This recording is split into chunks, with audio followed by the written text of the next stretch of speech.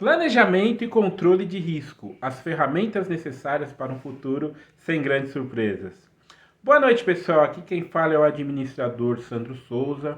Nesse vídeo nós vamos discutir mais uma vez a respeito de imóveis, né? Como todos sabem, eu sou administrador de empresas e técnico em contabilidade. E na consultoria Pense como Empresa, a metodologia que eu construí através do tempo para que as pessoas consigam aplicar as técnicas que as empresas utilizam na sua vida pessoal, na vida da família. Então, esse é a base aonde a consultoria ela trabalha, tá? E por que eu falo, pessoal, tanto no assunto de imóveis, tá? Porque eu acredito que o imóvel é o assunto que a família precisa ter mais cuidado, que o indivíduo precisa ter mais cuidado, porque senão uma decisão errada, e, por exemplo, na hora de comprar o imóvel, se financiar o imóvel ou não, o valor do imóvel, a localização do imóvel, enfim, uma decisão errada num investimento grande desse tipo pode causar um problema sério na vida da família. Então, por isso que eu toco tanto nesse assunto aqui no meu canal, tá? Então a gente vai falar, nós aqui no canal já falamos sobre a diferença entre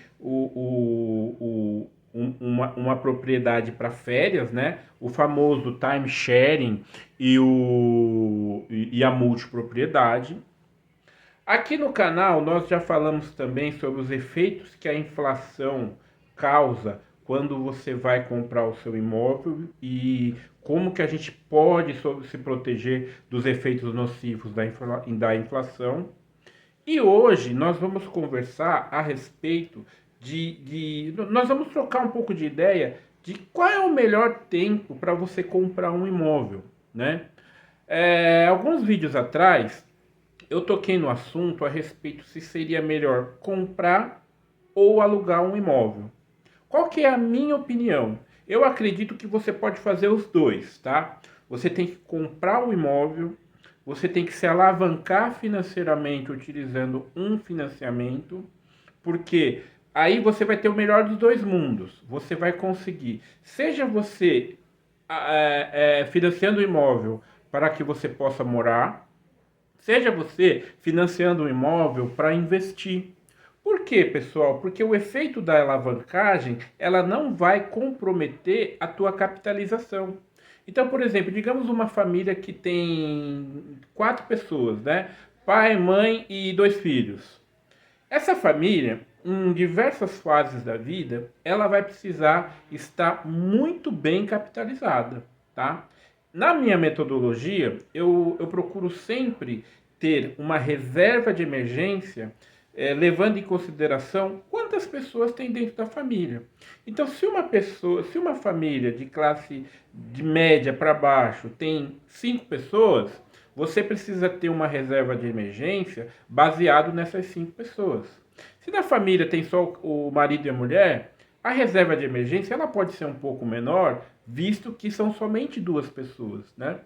Então, quando você financia um imóvel, você tem o melhor dos dois mundos. Você não vai se descapitalizar e você vai poder ter um imóvel, seja para moradia ou seja para uma função de investimento, um imóvel para aluguel.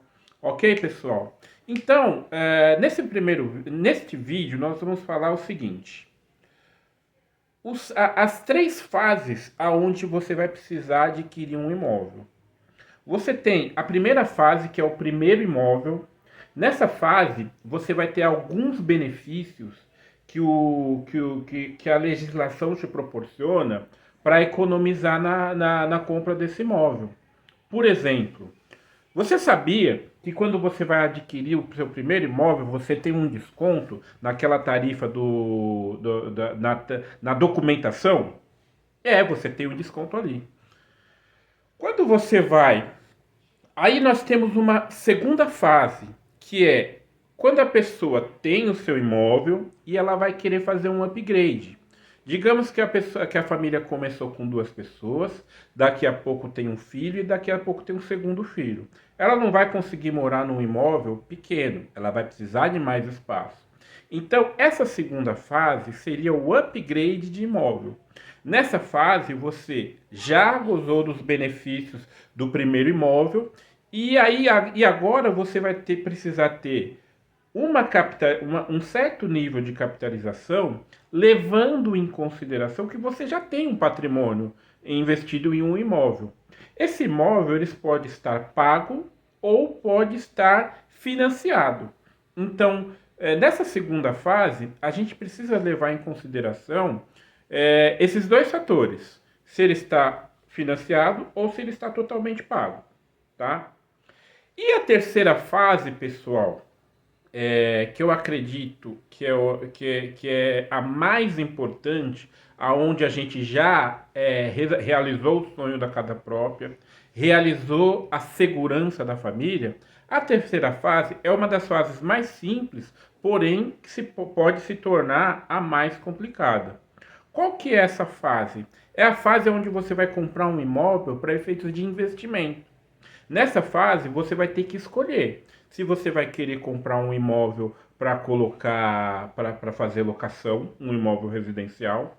Se você vai querer comprar um imóvel para fazer a locação também, mas colocar nas diversas ferramentas que nós temos hoje em dia, Airbnb, Booking, a própria, algumas empresas, algumas construtoras têm os seus braços de investimento em imóveis, ou se você vai preferir um quarto de hotel, ou se você vai preferir uma casa na praia, ou se você vai preferir um imóvel de férias, aonde quando você não for usar, você vai poder alugá-lo.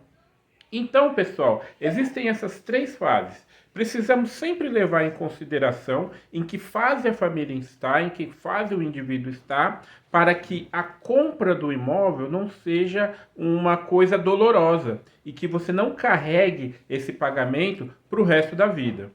Pessoal, comentem aqui embaixo se vocês gostaram desse vídeo e a gente vai continuar falando a respeito de imóveis, tá? E não vamos deixar de falar dos diversos tipos de investimentos que a família pode fazer, mas eu acredito que você dominando o mercado de imóveis, o resto fica tudo mais fácil, tá?